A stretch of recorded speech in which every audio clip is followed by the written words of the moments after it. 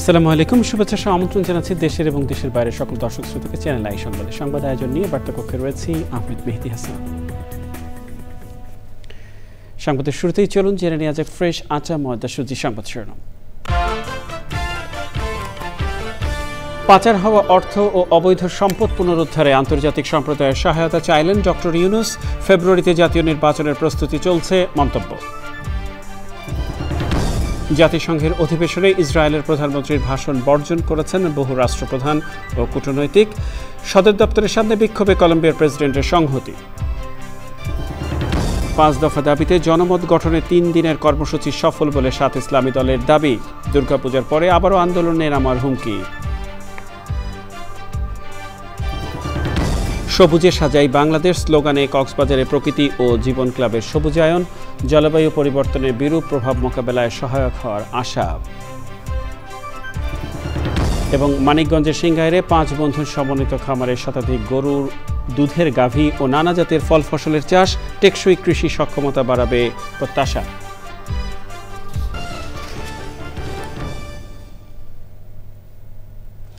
সংবাদ শিরোনামগুলো জানাচ্ছিলেন প্রিয় দর্শক। এখনকার সংবাদ আয়োজনে একই সঙ্গে চ্যানেলের ইউটিউব চ্যানেলে এবং চ্যানেলের ওটিটি প্ল্যাটফর্ম আই স্ক্রিনে লাইভ স্ট্রিমিং হচ্ছে। যাওয়া বিস্তারিত সংবাদে। বাংলাদেশ সহ সব উন্নয়নশীল দেশ থেকে সম্পদ পাচার রোধে কঠোর আন্তর্জাতিক বিধিবিধান প্রণয়ন এবং প্রয়োগ নিশ্চিতে জাতিসংঘে প্রস্তাব করেছেন অন্তর্বর্তী সরকারের প্রধান উপদেষ্টা প্রফেসর মোহাম্মদ ইউনূস। জাতিসংঘের সাধারণ পরিষদের 80তম অধিবেশনের ভাষণে প্রধান উপদেষ্টা বলেন, বাংলাদেশ ফেব্রুয়ারিতে নির্বাচনের প্রস্তুতি নিচ্ছে সরকার। পূর্ব জেরুজালেমকে রাজধানী করে একটি স্বাধীন ফিলিস্তিন রাষ্ট্র প্রতিষ্ঠার আহ্বান জানান শান্তিতে নোবেলজয়ী এই অর্থনীতিবিদ। রোহিঙ্গা সংকট কোনো দ্বিপাক্ষিক বিষয় নয় উল্লেখ করে এর সমাধানে বিশ্ব সম্প্রদায়ের সহযোগিতা কামনা করেন প্রফেসর ইউনূস। চক্রবালিথা রিপোর্ট। পরিবর্তিত বাংলাদেশকে সাথে নিয়ে জাতিসংঘ সাধারণ পরিষদের অধিবেশনে দ্বিতীয়বারের মতো বাংলায় ভাষণ দিয়েছেন প্রধান উপদেষ্টা প্রফেসর মোহাম্মদ ইউনূস।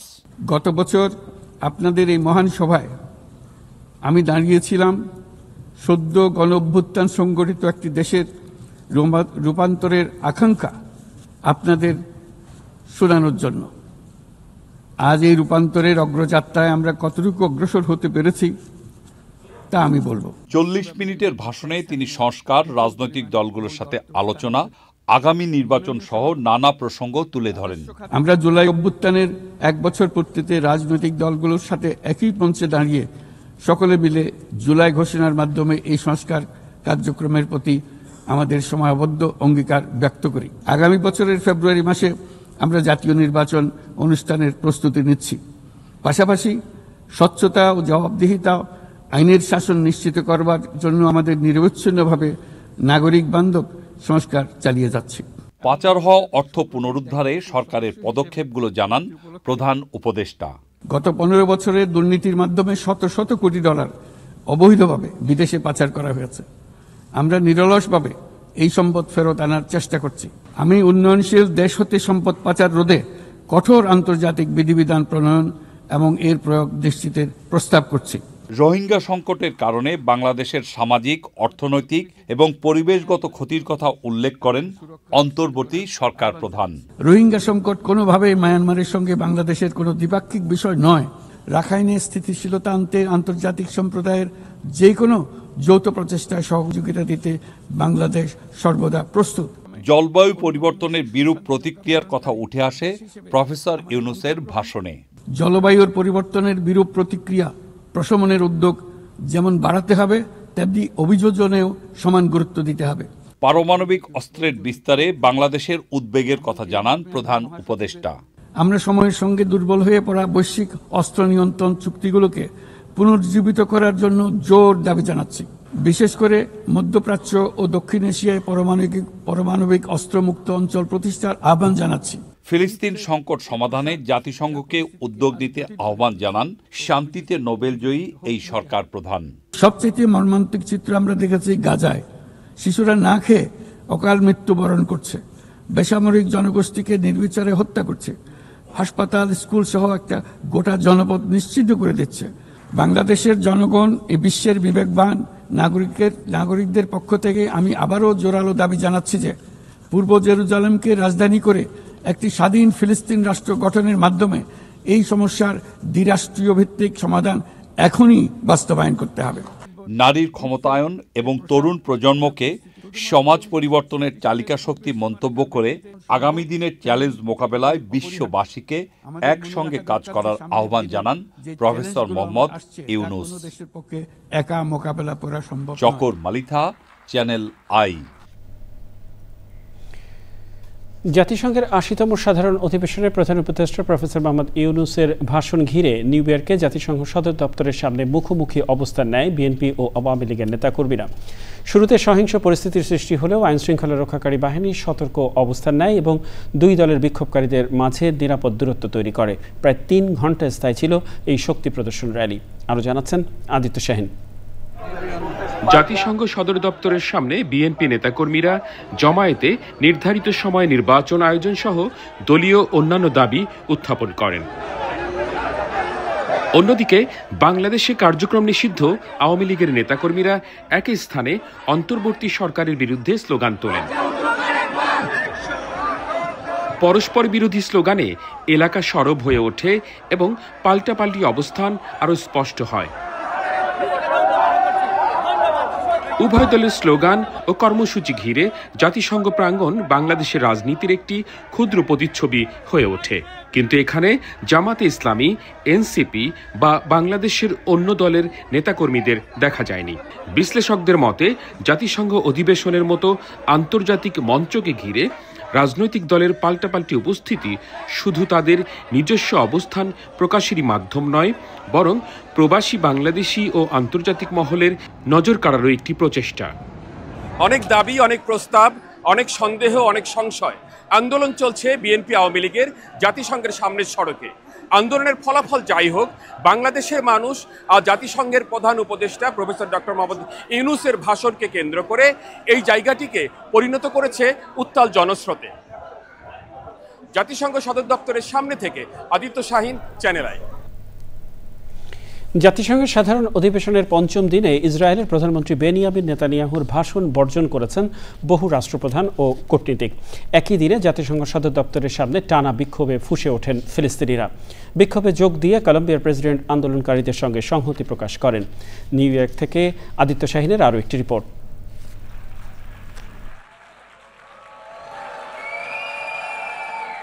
গাজায় চলমান গণহত্যা বন্ধ এবং কলম্বিয়ার আনা প্রস্তাব অবিলম্বে বাস্তবায়নের দাবি তোলা হচ্ছে এই সমাবেশ থেকে। ফিলিস্তিনি জনগোষ্ঠী হাতে ব্যানার, প্ল্যাকার্ড আর কণ্ঠের স্লোগানে ভরিয়ে দিয়েছেন জাতিসংঘের সামনের রাস্তা। বিক্ষোভকারীরা বলছেন, কলম্বিয়া প্রস্তাব কার্যকর হলে গাজার নিরীহ শিশু, নারী ও বৃদ্ধদের ওপর চলমান হত্যাযজ্ঞ বন্ধ হতে পারে। তারা আশা করছেন জাতিসংঘ সদস্য রাষ্ট্রগুলো রাজনৈতিক বিভাজন পেরিয়ে মানবিকতার স্বার্থে একক অবস্থান নেবে। কলম্বিয়ার প্রেসিডেন্ট গুস্তাভো পেট্রো ভিড় ঠেলে বিক্ষোভরতদের পাশে দাঁড়ান। হিস্পানিক ভাষায় তুলে ধরেন তার অবস্থান। Nos ha mostrado durante milenios que cuando la diplomacia se acaba hay que pasar a otra fase de la lucha. বিক্ষোভকারীরা মনে করছেন কলম্বিয়ার প্রস্তাব আন্তর্জাতিক ন্যায় বিচারের নতুন পথ খুলে দিতে পারে। তবে তা কার্যকর করতে হলে সদস্য রাষ্ট্রগুলোর আন্তরিকতা ও ঐক্যমত্য জরুরি। গাজা গণহত্যা বন্ধের দাবি সারা পৃথিবীতে সবচেয়ে বড় ইস্যু। জাতিসংঘে উত্থাপিত কলম্বিয়া প্রস্তাব বাস্তবায়নের দিকে তাকিয়ে আছে সারা পৃথিবীর মানুষ। জাতিসংঘ সদর দপ্তর থেকে আদিত্য শাহিন, চ্যানেল আই। 5 দফা দাবিতে ইসলামী দলগুলোর 3 দিনের কর্মসূচিকে সফল মনে করছে আন্দোলনে নামা দলগুলো। নেতারা বলছেন, এ আন্দোলনের মাধ্যমে জনমত গঠন করতে পেরেছেন তারা। দুর্গাপূজার পরে আবারও আন্দোলনে নামবেন জানিয়ে ইসলামী দলগুলোর নেতারা বলেছেন, নির্বাচন কমিশন যাতে এমন কোনো কথা না বলে যা শুধু একটি দলের প্রতিনিধিত্ব করে। জলবায়ু পরিবর্তনের বিরূপ অভিঘাত মোকাবেলা এবং অভিযোজন নিশ্চিতে উপকূলীয় জনপদ কক্সবাজারে প্রকৃতি ও জীবন ক্লাবের উদ্যোগে চলছে সবুজায়ন কর্মসূচি। সবুজে সাজাই বাংলাদেশ স্লোগানে প্রাকৃতিক দেয়াল বিনির্মাণে অভিযাত্রার সহযাত্রী মোবাইল নেটওয়ার্ক অপারেটর বাংলালিংক ভবিষ্যৎ প্রজন্মের বাসযোগ্য পৃথিবী নিশ্চিতের উদ্যোগকে স্বাগত জানিয়েছেন সুধীজনেরা। সরোয়ার আজম মানিকের তথ্য ও ভিডিও চিত্রে মোশাহিদ রনির রিপোর্ট।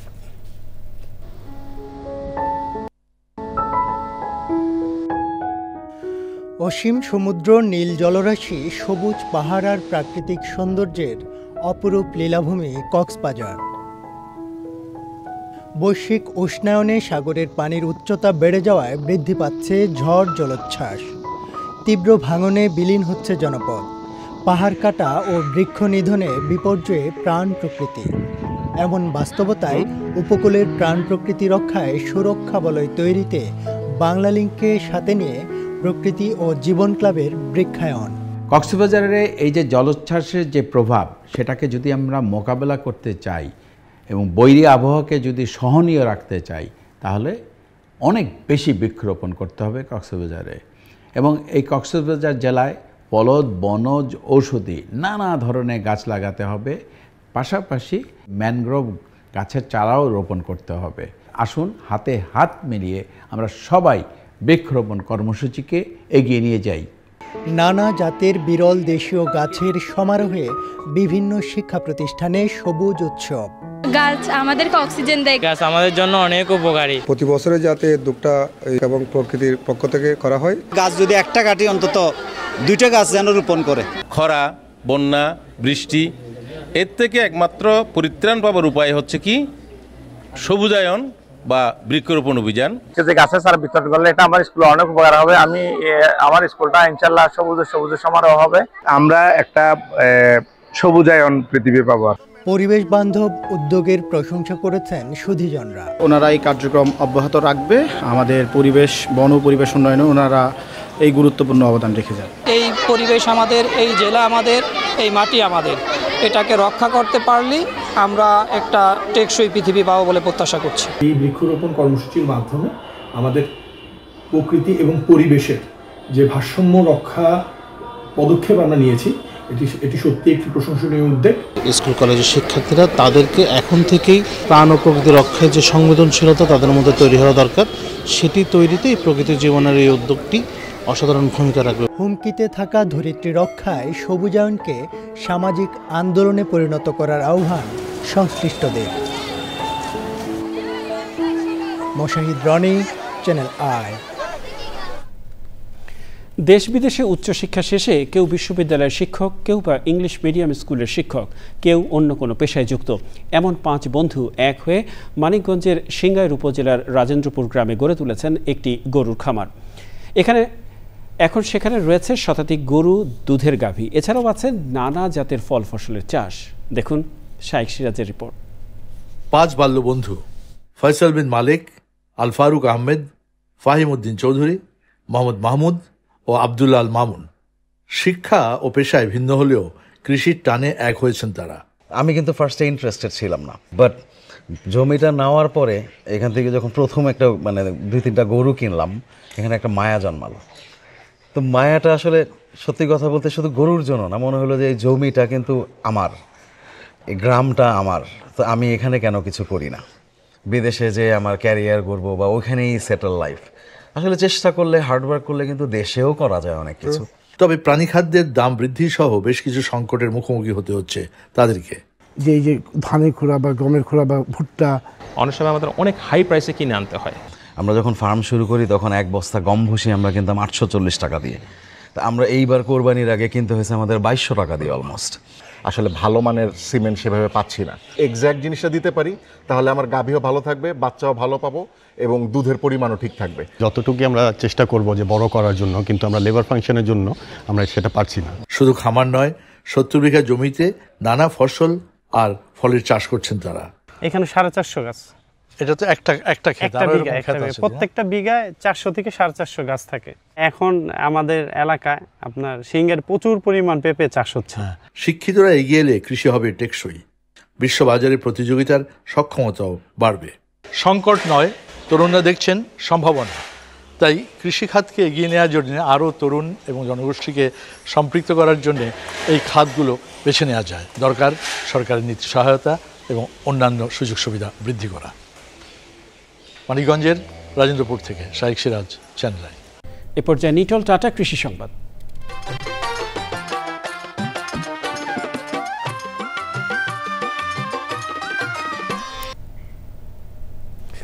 চাঁদপুরে ইলিশ রক্ষণাবেক্ষণ ও রফতানির জন্য তৈরি হচ্ছে আধুনিক মৎস্য অবতরণ কেন্দ্র। তবে এই ইলিশ অবতরণ কেন্দ্র নিয়ে বণিক সমিতি ও ইলিশ ব্যবসায়ীরা বলছেন ভিন্ন কথা। দেখবেন প্রকৃতি সংবাদ।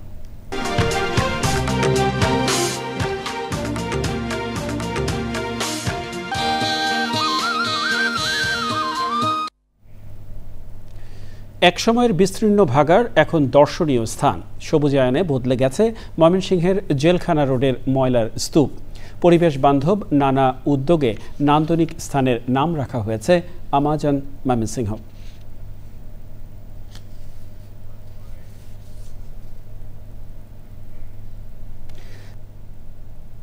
প্রিয় দর্শক, সংবাদের শেষ প্রান্তে আমরা চলুন আরও একবার জেনে নেওয়া যাক যা ছিল এখনকার ফ্রেশ আটা ময়দা সুজি সংবাদ শিরোনামে। পাচার হওয়া অর্থ ও অবৈধ সম্পদ পুনরুদ্ধারে আন্তর্জাতিক সম্প্রদায়ের সহায়তা চাইলেন ডক্টর ইউনূস। ফেব্রুয়ারিতে জাতীয় নির্বাচনের প্রস্তুতি চলছে মন্তব্য। জাতিসংঘের অধিবেশনে ইসরায়েলের প্রধানমন্ত্রীর ভাষণ বর্জন করেছেন বহু রাষ্ট্রপ্রধান ও কূটনীতিক। সদর দপ্তরের সামনে বিক্ষোভে কলম্বিয়ার প্রেসিডেন্টের সংহতি। 5 দফা দাবিতে জনমত গঠনে 3 দিনের কর্মসূচি সফল বলে 7 ইসলামী দলের দাবি। দুর্গাপূজার পরে আবারও আন্দোলনে নামার হুমকি। সবুজে সাজাই বাংলাদেশ স্লোগানে কক্সবাজারে প্রকৃতি ও জীবন ক্লাবের সবুজায়ন। জলবায়ু পরিবর্তনের বিরূপ প্রভাব মোকাবেলায় সহায়ক হওয়ার আশা। এবং মানিকগঞ্জের সিংগাইরে 5 বন্ধুর সমন্বিত খামারে শতাধিক গরু, দুধের গাভী ও নানা জাতের ফল ফসলের চাষ। টেকসই কৃষির সক্ষমতা বাড়াবে প্রত্যাশা।